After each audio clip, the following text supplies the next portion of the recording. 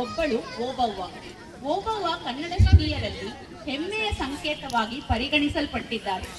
ಆಕೆಯ ಹೆಸರು ಚಿತ್ರದುರ್ಗದ ಇತಿಹಾಸದಲ್ಲಿ ಮರೆಯಲಾಗದು. 18ನೇ ಶತಮಾನದಲ್ಲಿ ಚಿತ್ರದುರ್ಗವನ್ನು ಮದಕರಿ ನಾಯಕ ಆಳುತ್ತಿದ್ದಾಗ ಕೋಟೆಯ ಪಾಳೆಗಾರನಾಗಿದ್ದ ಮುದ್ದ ಹನುಮನ ಹೆಂಡತಿಯೇ ಓಬವ್ವ.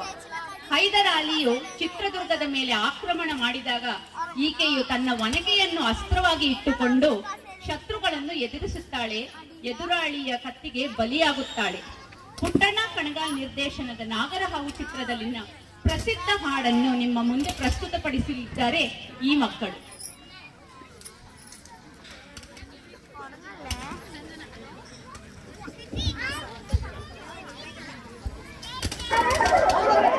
ನೋಡಿ, ಇದೇ ಒನಕೆ ಓಬವ್ವನ ಕಿಂಡಿ. ಓಬವ್ವ ಅಂದ್ರೆ ಯಾರೇ?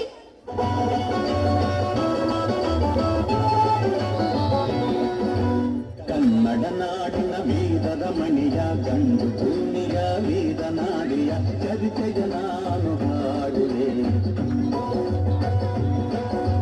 ಕನ್ನಡ ನಾಡಿನ ವೀರದ ಮಣಿಯ ಗಂಡು ಭೂಮಿಯ ವೀರ ನಾಡಿಯ ಚರಿತೆಯ ನಾನು ಹಾಡುವೆ.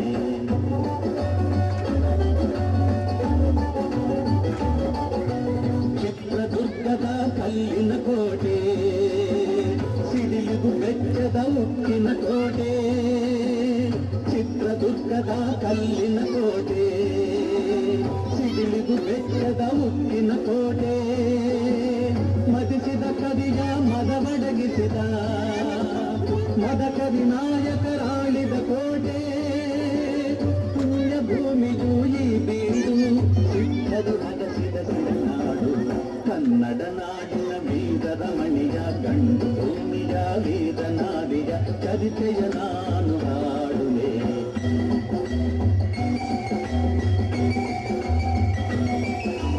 ವೀರ ಮದಕರಿ ಆಳುತ್ತಲಿರಲು ಹೈದರಾಲಿಯು ಯುದ್ಧಕ್ಕೆ ಬರಲು ಕೋಟೆ ಜನಗಳ ರಕ್ಷಿಸುತ್ತಿರಲು ಸತತ ದಾಳಿಯು ವ್ಯರ್ಥವಾಗಲು ವೈರಿ ಚಿಂತೆಯಲ್ಲಿ ಬಸವಳಿದ ದಾರಿ ಕಾಣದೆ ಮಂಟಾದ. ಕನ್ನಡ ನಾಡಿನ ವೀರ ಮಣಿಯ ಗಂಡು ಭೂಮಿಯ ವೀರ ನಾಡಿಯ ಚರಿತೆಯ ನಾನು ಹಾಡುವೆ.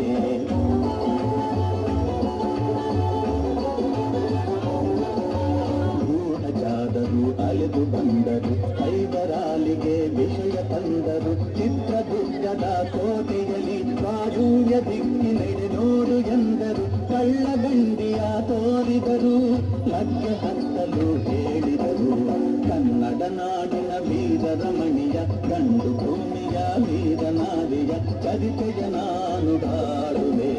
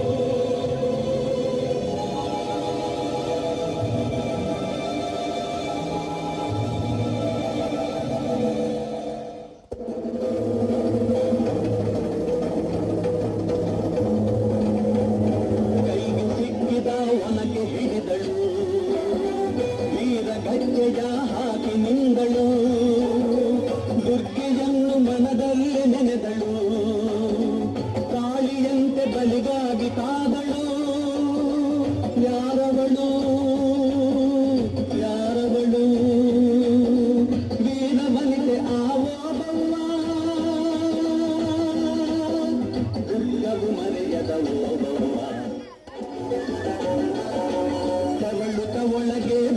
ಮುಗಿದ ವೇಳೆ ಒನಕೆಯ ಬೀಸಿ ಕೊಂಗಳು ನಾರಿ ಸತ್ತವನನ್ನು ಎಳೆದು ಹಾಕುತ್ತಾ ಮತ್ತೆ ಹಲ್ಲು ಮಸೆಯುತ್ತಾ ಬೈರಿರುಂದ ಚೆಂಡಾಡಿಗಳು ರಕ್ತದ ಕೋಳಿ ಹರಿಸಿಗಳು.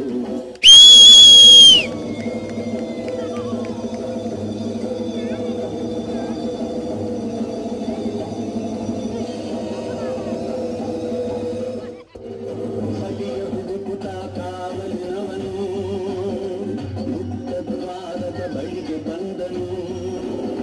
ಮಾತು ಹೊರಡದೆ ಬಿಚ್ಚಿದನು. ಹೆಣದ ರಾಶಿಯ ಬಳಿಯ ತಂದನು.